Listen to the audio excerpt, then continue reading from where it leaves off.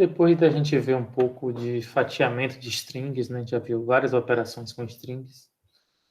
Converter listas em strings, strings em listas, fazer operações de maiúsculas, minúsculas e fatiamento. Vamos trabalhar com busca. Busca é uma coisa muito comum, né? A gente faz o tempo todo, né? Vocês utilizam, por exemplo, engenhos de busca como o Google ou outros, né? E sempre estão procurando alguma coisa. E isso pode ser extremamente sofisticado, né? Mas as buscas mais antigas que nós fazíamos era encontrar um pedacinho de uma string num texto.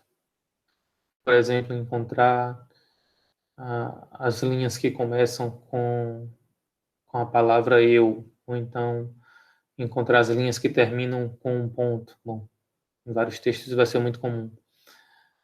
Ou encontrar linhas que terminam com reticências. Então, ou encontrar, por exemplo, a palavra casa dentro de um livro que trata de um certo assunto e que interessa para você buscar aquela palavra. Aqui a gente vai fazer os nossos exemplos em cima desse texto aqui, que é um livro disponível já em domínio público, né, da Florbela Espanca. Ela é uma poeta. Antigamente a gente chamava poetisa, mas hoje acho que se chama poeta, né, independente de gênero, né, a palavra. Ela é uma escritora, uma poeta portuguesa, né, bastante famosa e tem um livro disponível lá no Projeto Gutenberg, que cataloga, né, livros em domínio público, chama Livro de Mágoas. Então, esse livro, com algumas poesias bem bonitas, né, pode ser encontrado nesse link, né, e esse texto aí pode ser baixado.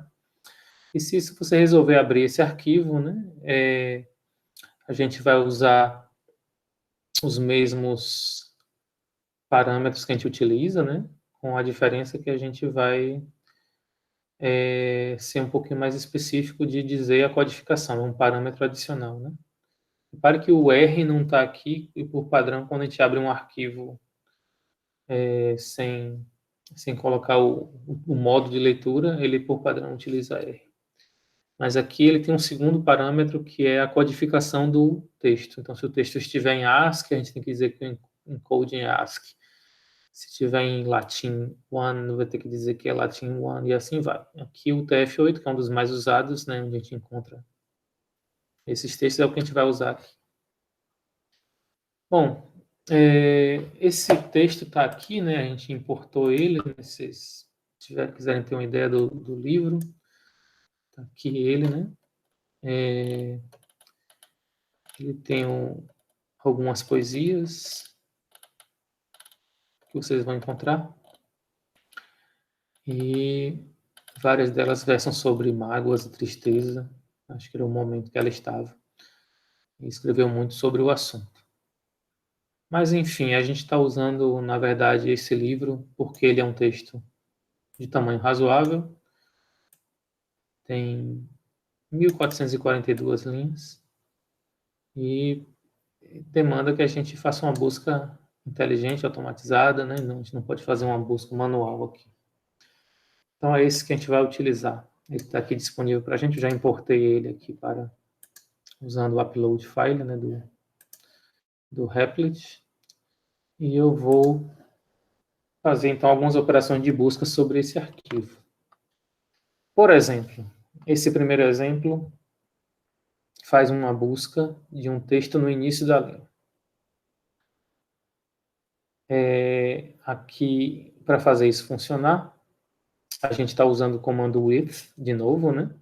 E o open dentro do with, e a nossa variável que é nosso buffer de leitura é o arquivo. Como eu mencionei, né, não tem o R aqui, né, como parâmetro, poderia colocá-lo, ficaria com 3 parâmetros esse open, né? Mas quando a gente não coloca, a gente sabe que o padrão é R. Observe que depois do open, né, a gente sabe, né, depois do if, a gente sabe que ao terminar esse bloco, será fechado, né, o arquivo. Mas aqui dentro desse bloco, a gente faz um for, e esse for vai varrer as linhas. Eu já tinha mencionado, né, num outro exemplo, antes, que se a gente fizer um for each sobre um arquivo, ele vai retornar, né, como elemento para iteração, a variável aqui, né, o linha, vai carregar cada uma das linhas do arquivo. E aí, para encontrar os elementos que nos interessam, eu poderia fatiar. Por exemplo, eu poderia fazer a função, né, descobrir qual é o tamanho do texto que o usuário digitou, usando o len, né? Len permite, né, sobre uma lista, mas também permite sobre um string. E eu poderia fazer um for, né? E a gente poderia fazer um fatiamento, né, pegando sempre do início da linha até a range do tamanho do texto. Mas a gente sabe que tem algumas funções em Python que facilitam a vida da gente. Então, se você não quiser trabalhar com fatiamento, você poderia, por exemplo, trabalhar com essa função aqui que está em negrito, que é a starts with, que significa literalmente começa com. Então, essa linha começa com esse texto, né? Se a linha começa com o texto, a gente vai usar isso como, né, um booleano, né? Vai retornar um valor lógico verdadeiro ou falso. E se a linha começar com o texto que a gente está buscando, é porque a gente encontrou o elemento e a gente vai levar isso em conta para fazer o print dessa linha. Então, essencialmente, o que esse programa faz é isso. Ele varre todas as linhas do arquivo e para cada linha ele verifica se a linha começa com o texto que o usuário quer procurar. Se encontrou, a gente vai mostrar tanto o número da linha, que está guardado pela variável i, por isso que a gente está usando aqui o contador, como também a própria linha, certo? Agora repare, né? A linha que vem do arquivo, ela já vem com enter. Se a gente fizer esse print normal, ele vai printar a linha, vai mostrar a linha e vai dar um enter adicional, né? Porque o enter já vem, né, na linha do arquivo, aí vai ter o enter adicional do print. Então, para evitar, a gente troca o end ali, coloca o end vazio do print. Então, esse programa, né, funciona assim. Vou mostrá-lo executando. Então, vou pegar aqui o código. Por exemplo, para saber todas as linhas que começam com a palavra sonho. Aparecem aqui 4 linhas começando com a palavra sonho. Repare que essa busca aqui, ela depende do texto ser maiúsculo ou minúsculo. Se fosse sonho minúsculo, não encontraria, né? Porque essa busca não é uma busca independente de caso, não. É uma busca dependente de caso. Caso ser maiúsculo ou minúsculo. Se eu quisesse algo que começasse com eu, por exemplo. E mais os poetas sempre utilizam muito, né? O eu. Então tem mais linhas que começam com o eu. Então observem aqui que o starts with faz exatamente a checagem, né? De se aquele texto começa com aquele elemento. O que mais eu queria mostrar, né? Eu só mencionei que se não colocar o end, você vai aumentar mais aqui. Eu falei, lembre-se disso, é né? Bem importante. Quando você faz um for each, ou quando você lê uma linha com readline no arquivo, esse retorno é sempre uma linha com o enter, ok? Tenham cuidado com isso. Se existir um enter no final, ele vai trazê-lo junto, certo? Bom, existe uma maneira de resolver isso, né? Que é eliminando o enter da sua linha. E como é que a gente faz isso? Bom, a gente já aprendeu o fatiamento. Então, uma maneira da gente fazer isso é limpar a linha, retirando o último elemento. Então, observem por esse pequeno programinha aqui, né, que abre um arquivo novo.txt, que ele retira o último elemento fazendo um fatiamento lá, linha, colchete, 2 pontos, menos 1. Ou seja, me dê a linha, me dê a string, né, que está guardada em linha, do início até o último elemento, excluindo esse último elemento, né? Lembre que o final da range nunca entra. Então, ele tiraria o enter. Se tiver enter, né? Ele tiraria o enter. Claro que você tem que ter por convenção que todas as linhas têm que ter enter, inclusive a última linha, né? Então, veja direitinho se isso faz sentido para vocês no programa que vocês fizerem. Mas isso é uma maneira, então, de resolver esse problema do enter. E aqui, observe que esse print aqui, ele não pede a mudança aqui do end, né? Porque o próprio print é que vai colocar o enter. A nossa linha está limpa. Mas, enfim, por que eu estou falando disso? Porque é útil, né, trabalhar com isso, né? Eu não preciso nem criar uma variável linha limpa. Eu poderia usar simplesmente linha, colchete, dois pontos, menos 1, que é o que a gente faz aqui nesse outro programa, que é um programa diferente do que a gente fez antes, que antes a gente buscava aquele texto que o usuário digitar, a gente buscava sempre no início da linha, agora eu vou buscar no final da linha. Então, olha só, esse programa pede para o usuário digitar uma palavra que ele coloca na variável texto, e o with aqui, arquivo, ele vai abrir o arquivo, e a gente vai rodar todas as linhas do arquivo usando for each, for linha em arquivo, e a gente vai checar se a linha termina com aquele texto. Então, normalmente a gente faria linha.ends with texto, né?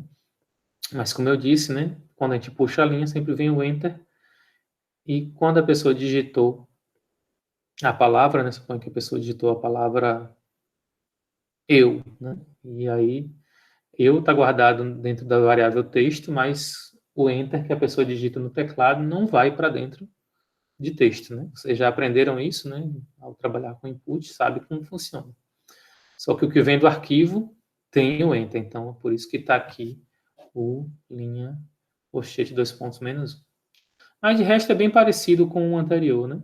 A diferença desse programa aqui, diferente do outro, a gente não está mostrando cada uma das linhas, mas observe que o print aqui, na verdade, vai mostrar apenas o valor do contador.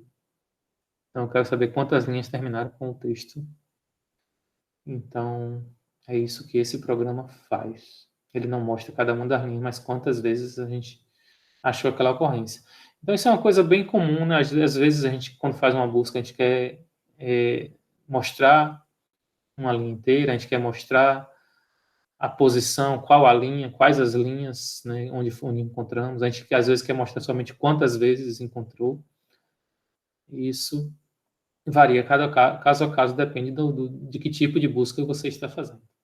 Vamos ver esse programa rodando aqui sobre o texto de Florbela Spunk.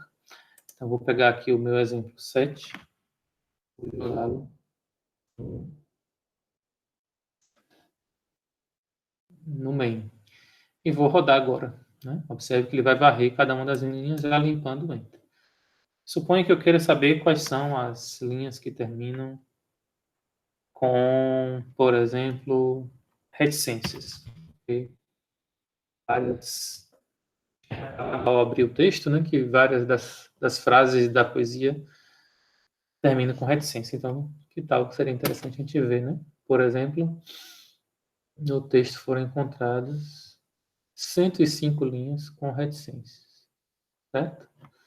Isso aqui não está muito bonitinho, eu vou puxar para cá para a gente ver melhor. Pronto, agora sim. Vou rodar novamente aqui, suponho que eu quero encontrar quais as linhas que terminam com ponto. Então, foram 161 linhas. Nem todas terminam com ponto, por exemplo. Será que alguma dessas termina com a palavra? Isso, obviamente, é normal, né, da poesia, né? Tem vários das linhas aqui que terminam com reticências, com vírgulas, ou simplesmente com uma palavra. Então, faz sentido fazer essas buscas que a gente fez aqui, ok? E agora um último exemplo de busca.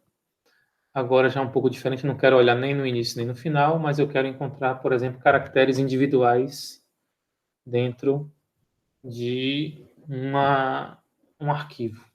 Então, eu tenho esse arquivo lá, florbela.txt, e a gente sabe que ele é organizado, né, no modo texto, ele é organizado na forma de linhas, mas tem um elemento adicional que a gente não explorou, é que toda linha é uma string, né? E se toda linha é uma string, a gente pode fazer um for each sobre essa string, o que vai permitir varrer cada caractere desta string.